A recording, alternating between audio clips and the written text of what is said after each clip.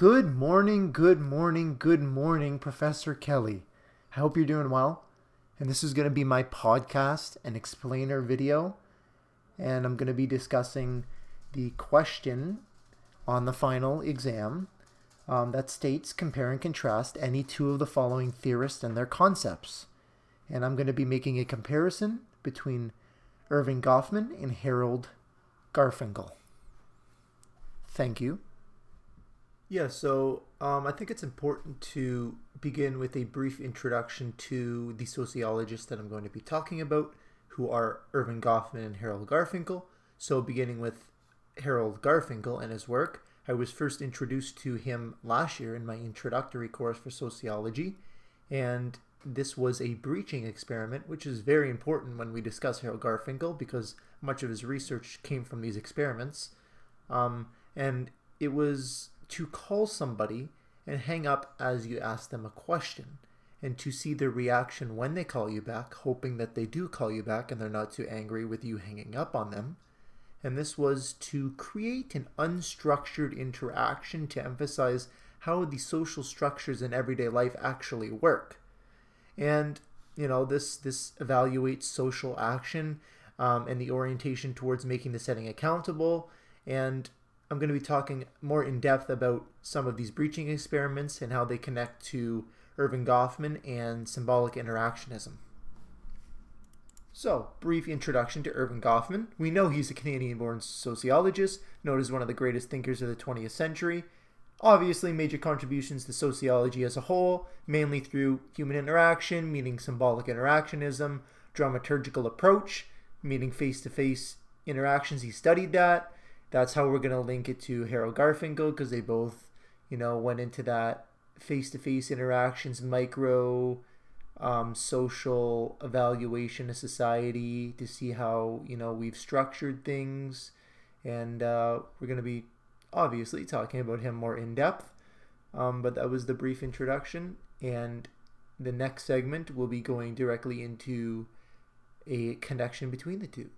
So when we're looking at the social world on a micro level scale, we have to include impression management, which is one of Erving Goffman's concepts, and it deals with verbal and nonverbal techniques that we use in society as an acceptable picture of ourselves to others.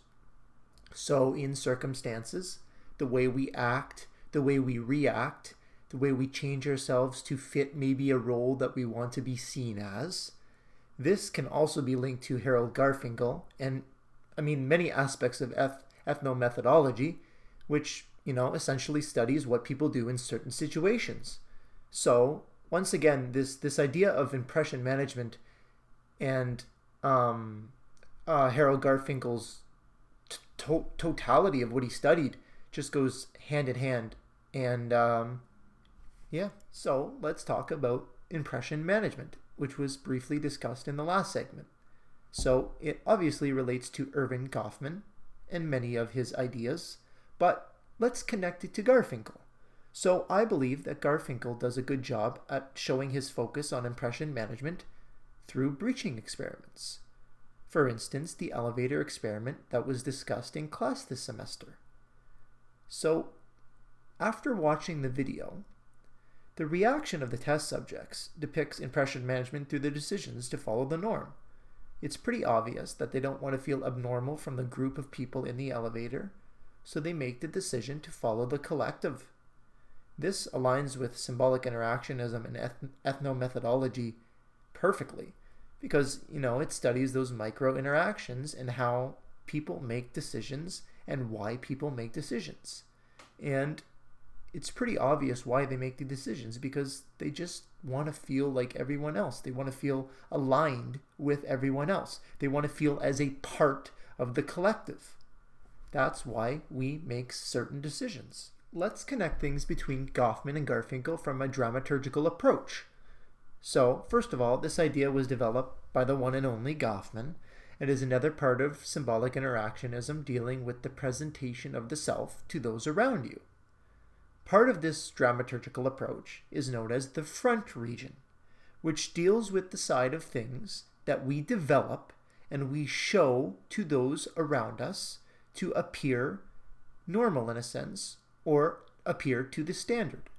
So to connect this idea that Goffman created to Garfinkel, we could once again look at the breaching experiments, where we see an unusual example of behavior that is recognized as normal in a certain period of time or a certain example. And this shows the front region being active as we want to be seen a certain way. So it's like another prime example of a connection between the two and how many of their concepts align perfectly with each other. So to continue with a comparison between the two, let's look at Goffman's perspective on alienation and how it compares to Garfinkel's perspective on ethnomethodology.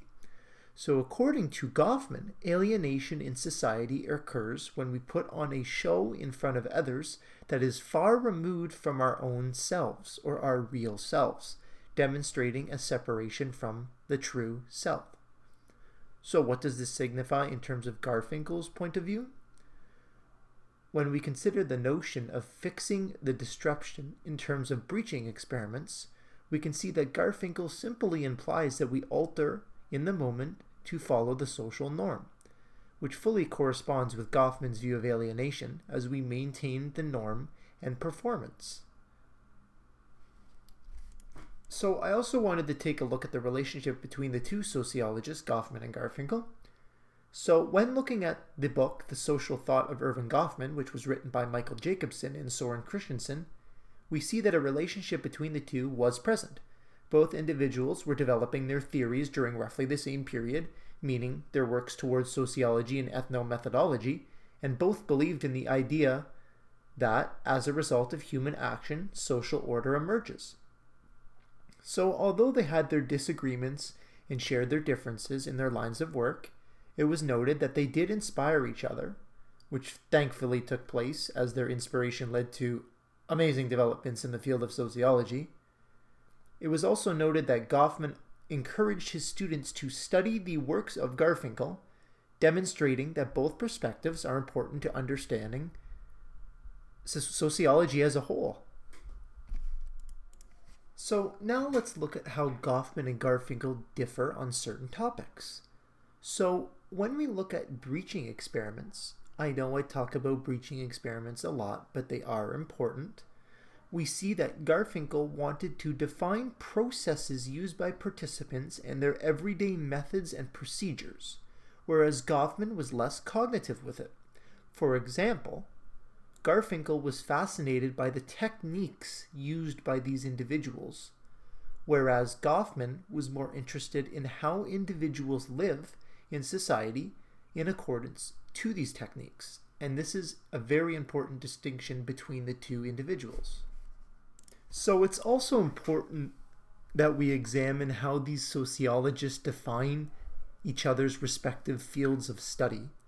So for example, Garfinkel argued that by adopting Goffman's view on society, you become a passive person bound by laws and regulations and thus mechanically governed. Seems to be a strong opinion. So when we examine Goffman's perspective on ethnomethodology and Garfinkel, he explained that ethnomethodologists are isolated and detached from reality. So it's pretty clear that both of them have their differences and belong in their respectable fields of study. It is clear that both of these sociologists made extreme contributions to the idea of social order and social actions in society, but they did it in their separate ways, which made it so unique and fundamental to the field of sociology, especially in that era. In closing, this assignment allowed me to make comparisons between two very special sociologists, Harold Garfinkel and Erving Goffman, and also contrast things that separated them and made them unique in their own fields of study. And overall, this semester was pretty enjoyable. As the semester went on, the content started to grow on me a little bit more. Definitely became a little bit more interesting. nearing the end of the semester, in my opinion.